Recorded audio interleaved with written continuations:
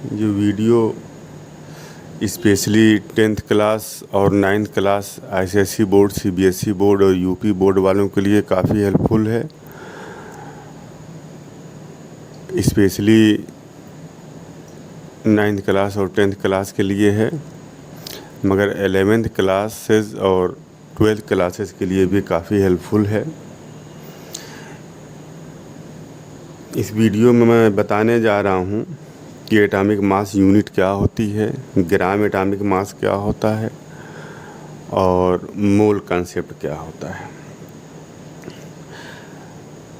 सबसे पहले atomic mass unit क्या होता है।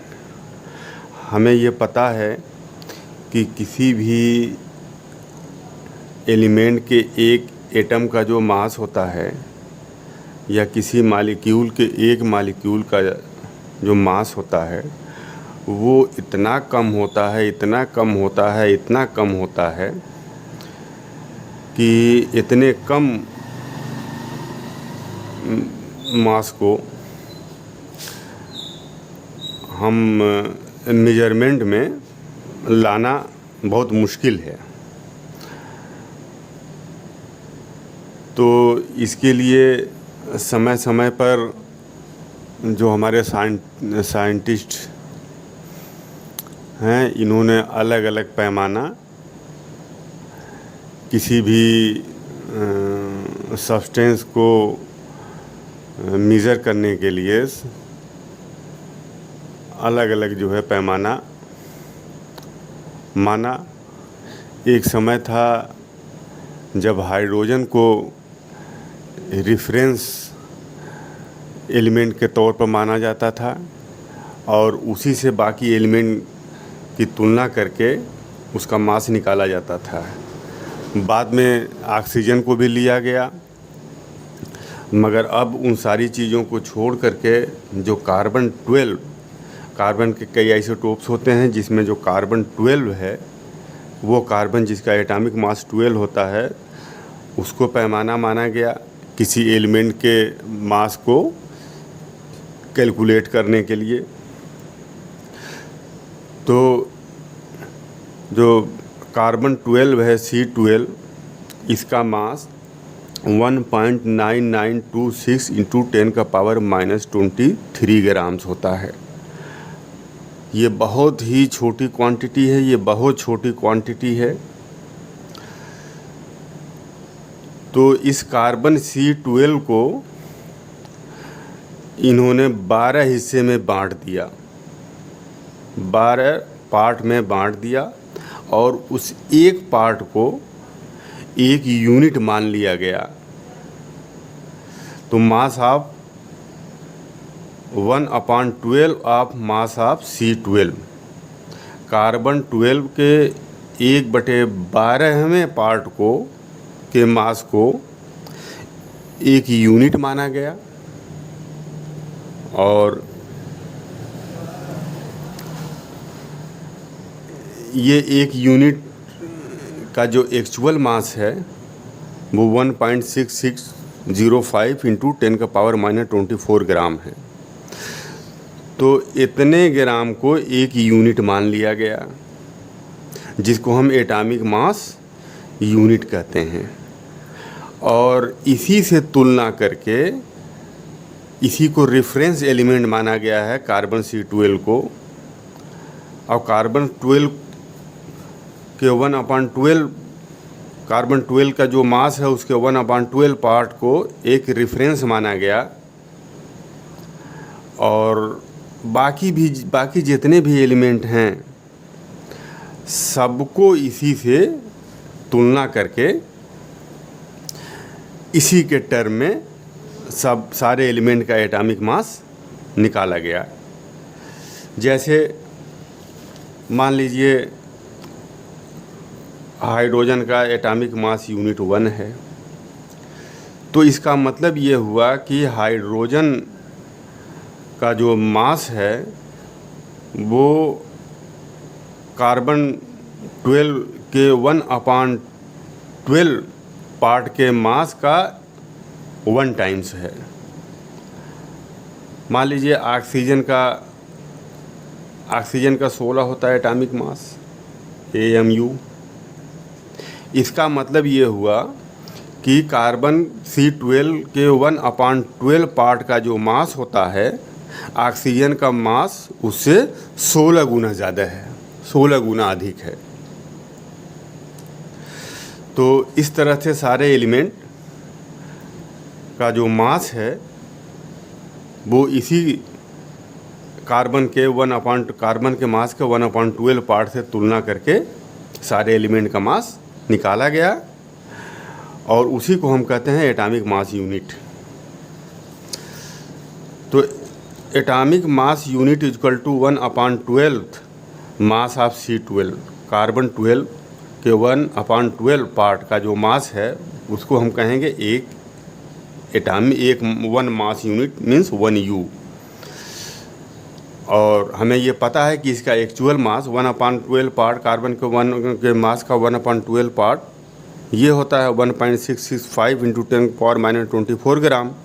तो इसका मतलब ये हुआ कि जो 1 U एक एटॉमिक मास यूनिट ये इक्वल टू 1.665 × 10⁻⁻24 ग्राम, इसको रेफरेंस माना गया है। अब किसी भी एलिमेंट का जितना एटॉमिक मास यूनिट होगा उसका मतलब ये होगा कि ये इसी के मल्टीपुल में होगा। जैसे ऑक्सीजन का 12 है तो इसका मतलब ये हुआ कि इसका ऑक्सीजन इससे इतने मास से 16 गुना भारी है। ऑक्सीजन का 16 है, तो इसका मतलब ये हुआ कि ऑक्सीजन 1.6605 × 10⁻⁻24 ग्राम से 16 गुना भारी है। Atomic mass unit is defined as exactly 1/12 the mass of C12। The atomic mass of all other elements are determined by comparing the mass of their atoms with mass of C12 atom। जितने भी element हैं सबके मास को इसी C12 के 1/12 part से compare करके उसका एटॉमिक मास निकाला गया।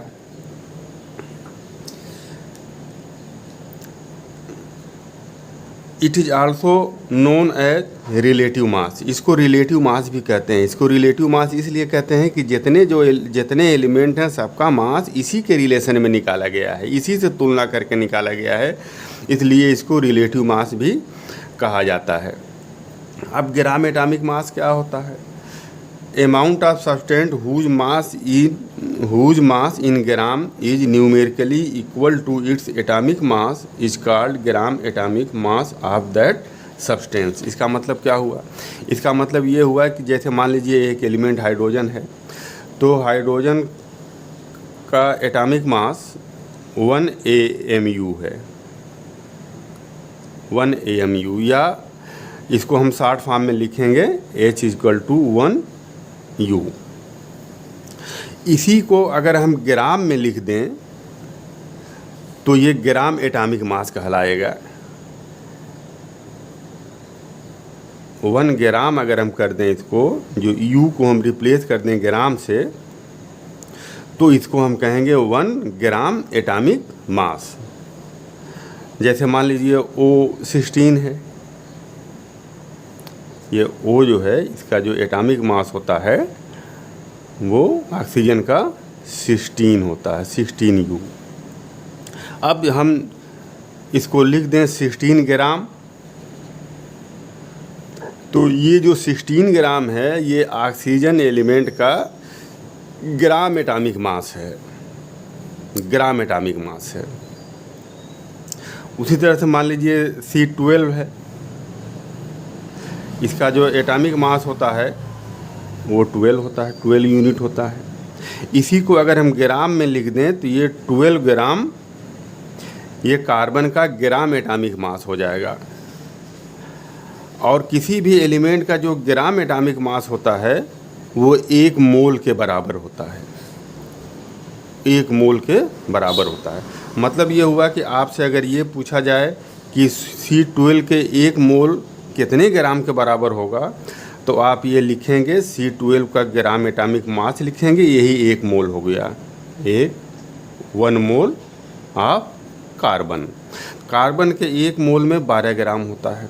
उसी तरह से हाइड्रोजन के 1 मोल में 1 ग्राम होता है। हाइड्रोजन का ग्राम एटॉमिक मास 1 है, तो हाइड्रोजन के 1 मोल का जो मास होगा, ग्राम एटॉमिक मास, हाइड्रोजन के 1 मोल का जो मास होगा वो 1 होगा। ठीक उसी तरह से मान लीजिए आपका कोई दूसरा एलिमेंट है, मान लीजिए नाइट्रोजन है।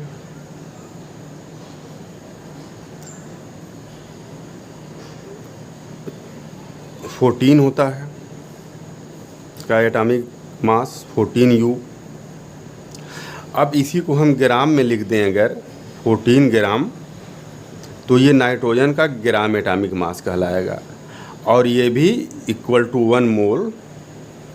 आपसे पूछा जाएगा कि 1 मोल नाइट्रोजन कितने ग्राम का होगा, कितना ग्राम आप नाइट्रोजन लेंगे कि 1 मोल हो जाए, तो आप 14 ग्राम नाइट्रोजन ले लेंगे तो वो 1 मोल हो जाएगा।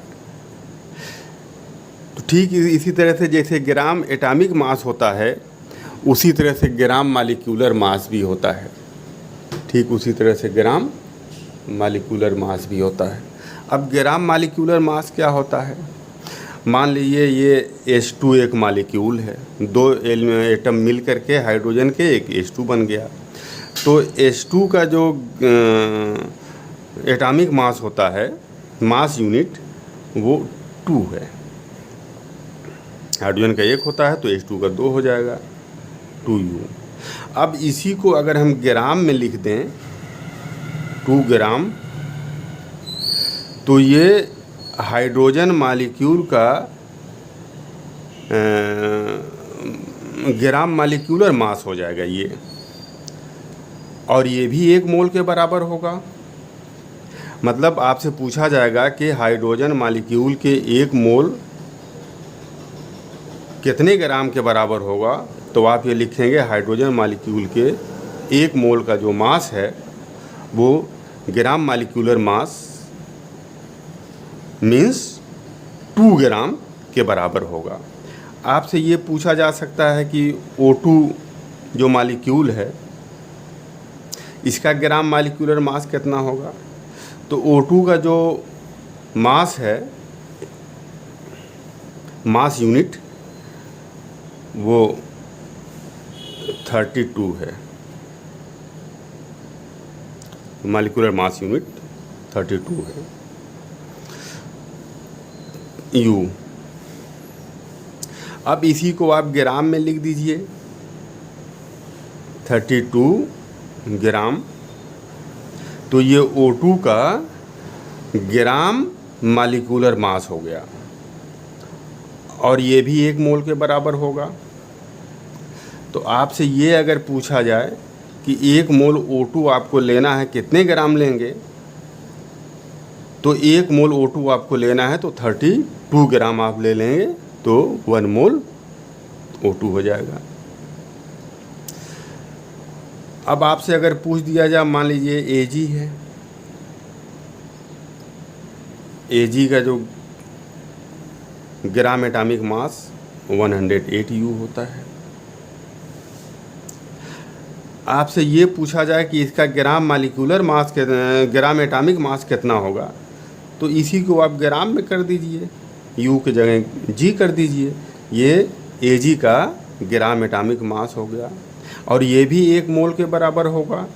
आपसे पूछा जाए कि 1 मोल आपको Ag लेना है, कितना ग्राम लेंगे, तो जो ग्राम एटॉमिक मास है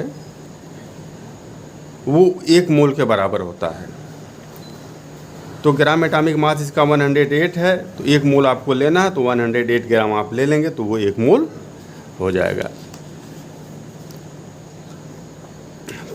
तो gram atomic mass, amount of substance whose mass in gram is numerically equal to its atomic mass is called gram atomic mass of that substance.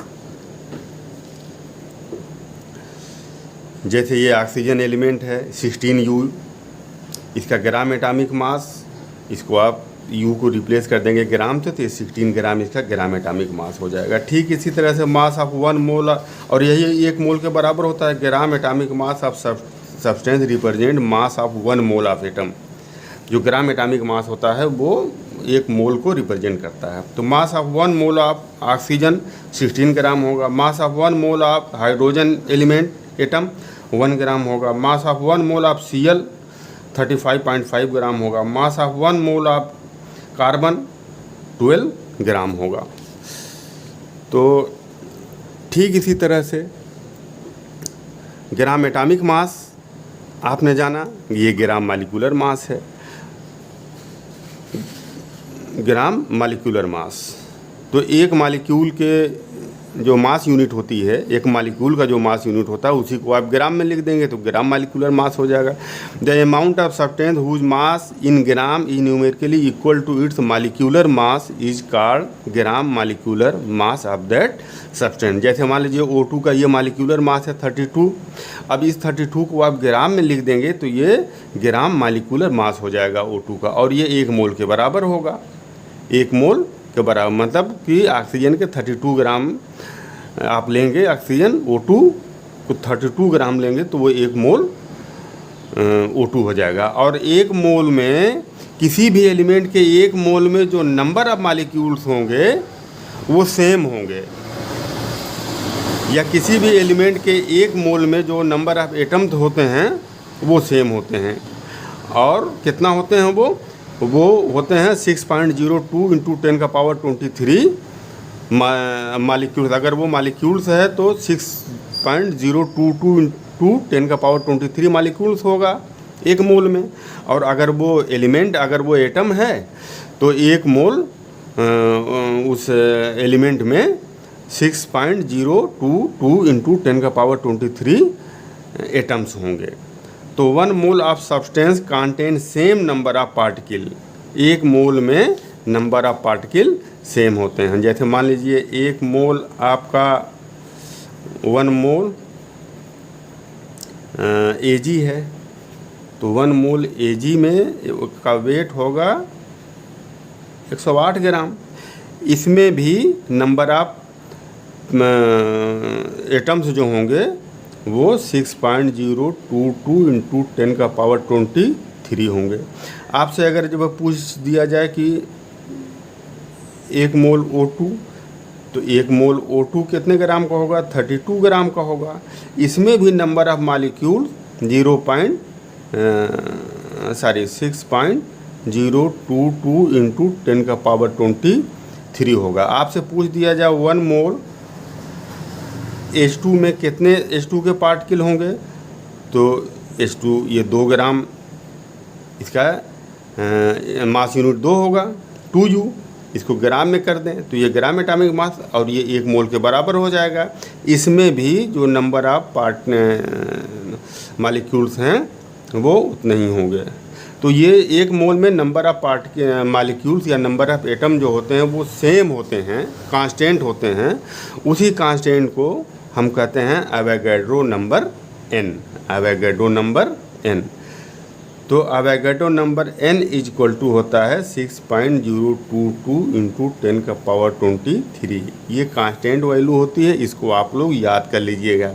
Number of particle से इससे अगर आप डिवाइड कर देंगे तो टोटल नंबर ऑफ पार्टिकल या number of atom या number of molecule से आप n से जो है इसमें आप डिवाइड कर देंगे तो ये नंबर ऑफ मोल निकल जाएगा, नंबर ऑफ मोल निकल जाएगा। तो ये number of moles of atom equal to mass of element in gram upon gram atomic mass of element, या number of moles of atom equal to mass of element upon molar mass of element. जैसे आपको बताएं, आपसे ये कह दिया जाए अगर कि 64 ग्राम O2 में कितने मोल बनेंगे, तो अब आपको ये पता है कि 32 ग्राम O2 का 1 मोल बनता है। तो 1 ग्राम O2 में कितने मोल बनेंगे? 1/32 मोल। आपसे पूछा जाए 64 ग्राम O2 में कितने मोल बनेंगे, तो 1/32 इंटू 62 इजकल टू 2 मोल। मतलब ये हुआ कि आपने क्या किया, ये जो 62 है ये टोटल, सॉरी 64 ये इसका मास है, ये ग्राम atomic mass, gram molecular mass.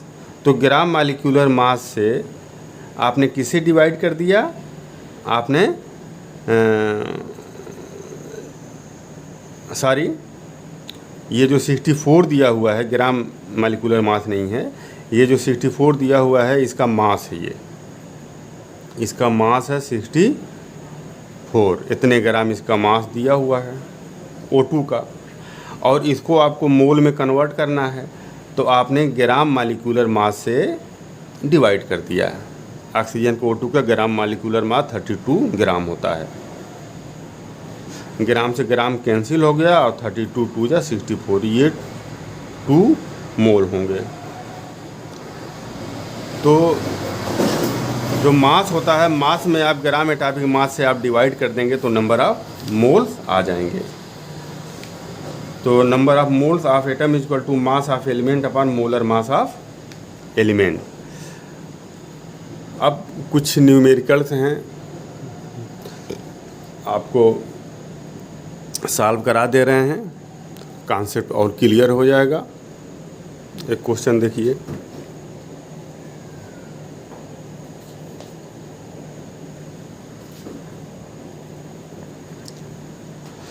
What is mass of each of one of the following 1 mole of H2O।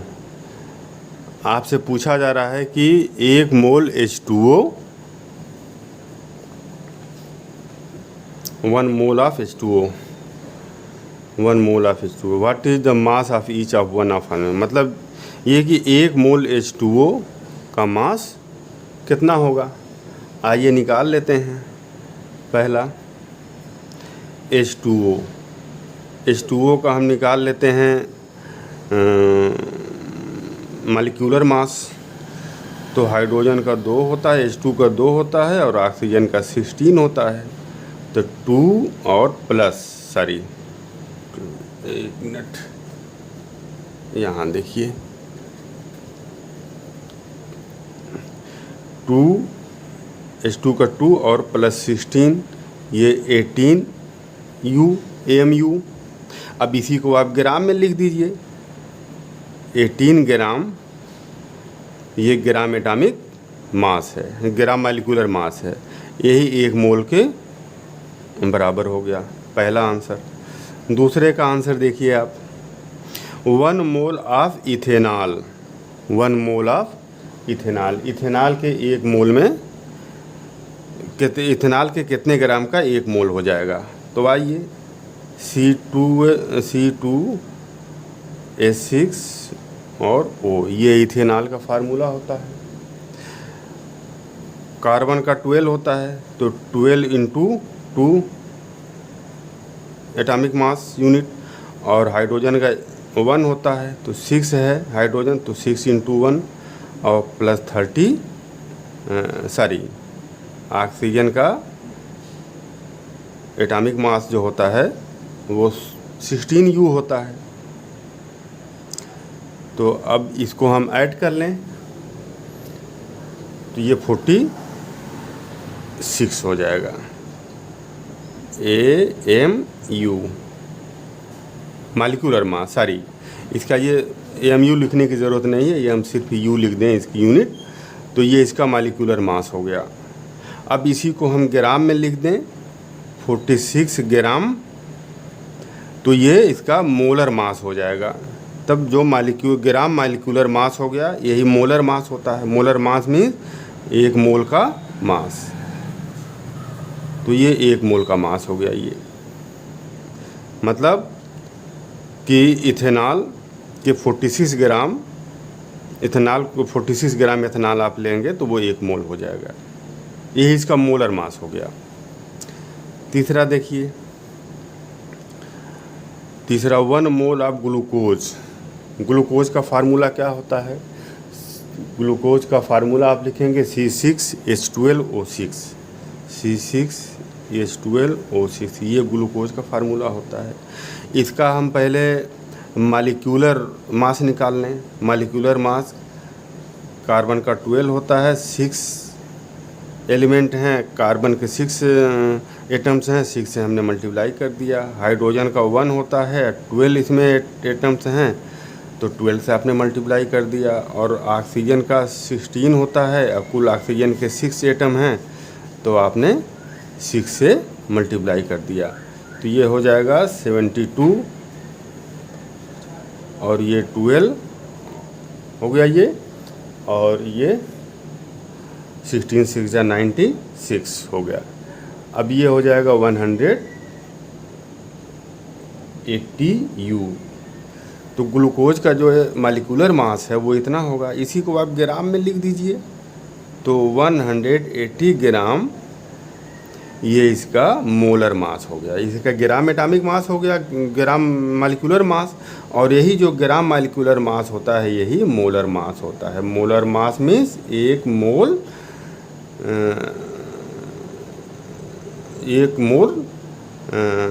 Glucose का मास 180 ग्राम हो जाएगा। ये मोलर मास हो गया। क्योंकि ये मालिक्यूल है, इसको मालिकुलर मास भी आप कह सकते हैं। तो ग्लूकोज को 160 ग्राम आप लेंगे तो 1 मोल हो जाएगा, 1 मोल। क्वेश्चन नंबर 4 देखिए, 1 mole of cane sugar. Cane sugar का फार्मूला होता है C12H22 और O11। तो 12 इंटू C12 है, और 12 का जो एटॉमिक मास होता है वो 12 होता है, और प्लस 22 इंटू इसका एटॉमिक मास 1 होता है, और प्लस 16 होता है एटॉमिक मास ऑक्सीजन का, और ये कुल कितना है? ये 11 है। तो अब आप इसको ऐड कर दीजिए सब। तो 12 12 जा 144 और प्लस 22 और प्लस 16 11 जा 176, ये हो जाएगा 342। ये मालिक्यूलर मास हो गया। अब आप इसी को लिख दीजिए ग्राम में। 342 ग्राम जैसे ही आपने लिखा तो ये 1 मोल शुगर केन का मास हो गया, 1 मोल। तो यही मोलर मास हो गया, या यही मालिकुलर मास कह लीजिए, या आप ये कह लीजिए कि 1 मोल का मास है।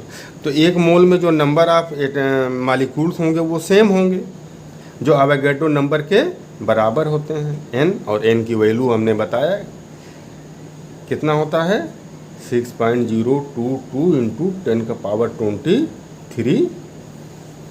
तो आपसे पूछा जाए कि 1 मोल शुगर केन कितने ग्राम का होगा? 342 ग्राम का होगा। 342 ग्राम में एवोगाड्रो नंबर के बराबर इसके मॉलिक्यूल्स होंगे। ये सारे क्वेश्चंस काफ़ी इम्पॉर्टेंट हैं, बहुत गौर से आप लोग समझने का प्रयास करिएगा।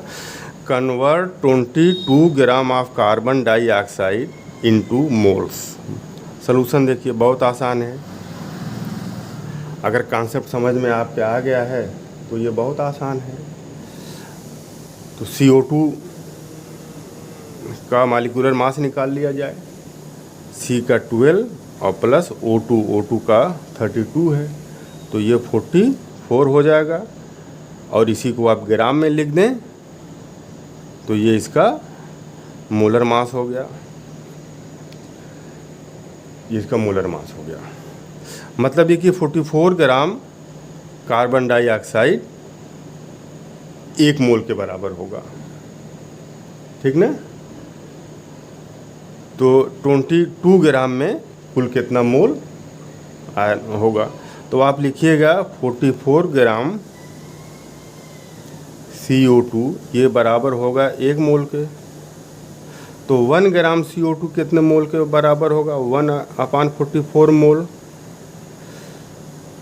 तो 22 ग्राम कितने मोल के बराबर होगा? 1/44 इंटू 22 इक्वल टू 0.5 मोल। बहुत आसान। इसके बाद आप देखिए, what is number of molecules in 0.25 moles of oxygen. 0.25 mole oxygen में कितने नंबर ऑफ मोल्स होंगे? अब देखिए सॉल्यूशन, इसका solution 1 mole of oxygen 1 mole of O2 contain, 1 मोल में कितना होता है? एवोगाड्रो नंबर के बराबर होता है 6.022 इंटू 10⁻23 मालिक्यूल। 1 मोल में इतने मालिक्यूल होते हैं। तो 1 मोल में अगर इतना होता है तो 0.25 मोल में कितने होंगे? 0.25 मोल O2 में कितने होंगे? मल्टीप्लाई कर दें, एक का पता है, बाकी जितने का पूछेगा मल्टीप्लाई कर देंगे। तो 0.25 इंटू 6.022 इंटू 10⁻23, इसको जब आप सॉल्व करेंगे तो 1.505 इंटू 10⁻23 मालिक्यूल्स होंगे। मतलब 0.25 मोल्स ऑक्सीजन में कुल इतने मालिक्यूल्स होंगे। अब इसके बाद नेक्स्ट क्वेश्चन में आइए। Convert 12.044 into 10⁻22 molecules of SO2 into moles. इतने मालिक्यूल सल्फर डाइऑक्साइड के दिए हुए हैं, इसको आपको कन्वर्ट करना है मोल में। मोल में इसको कन्वर्ट करना है। बहुत आसान क्वेश्चन है। आपको ये पता है कि 6.022 इंटू 10⁻23 मालिक्यूल्स ये इक्वल टू होता है 1 मोल के। ये 1 मोल के बराबर होता है। तो 1 मालिक्यूल कितने मोल के बराबर होगा? 1/6.022 इंटू 10⁻23। इसलिए 12.044 इंटू 10⁻22 मालिक्यूल्स कितने मोल के बराबर होंगे? ये इक्वल टू हो जाएगा, ये 1 मोल का आपने निकाल लिया है 10⁻23। अब बाकी जितने का पूछेगा मल्टीप्लाई कर देंगे 4। तो अब ये आ जाएगा, देखिए ये इससे पूरा कट जाएगा। 2 हो गया, सॉरी इसमें 10⁻22 भी है, ये पूरा कट गया। और ये हो जाएगा 2 इंटू 10⁻22 अपान 10⁻23 है। इसको आप लिख दीजिए 10 इंटू 10⁻22 10⁻22 कैंसिल आउट हो जाएगा। तो 2/10 में 0.2, ये 0.2 मोल हुआ। तब 12.044 इंटू 10⁻23 मालिक्यूल सल्फर डाइऑक्साइड के अगर इतने मालिक्यूल होंगे तो कितने मोल बनेंगे? 0.2 मोल बनेंगे। अब हम ये एक्सपेक्ट करते हैं, ये आशा करते हैं कि मोल कंसेप्ट आप लोगों को अच्छी तरह से समझ में आ गया होगा। मेरे चैनल को आप सभी लोग सब्सक्राइब कर दीजिएगा, ताकि जब भी नया वीडियो कोई जाए तो इसका नोटिफिकेशन आपको मिल जाए। इसको सब्सक्राइब करना, लाइक करना मत भूलिएगा। और अगर कोई चीज़ नहीं समझ में आती है या कोई किसी नए टॉपिक पर अगर आपको जो है वीडियो अगर आप चाह रहे हैं कि मैं बनाऊं, तो आप लोग प्लीज़ कमेंट आप लोग करिए, और आपके हर कमेंट का वेलकम है, स्वागत है। Thank you.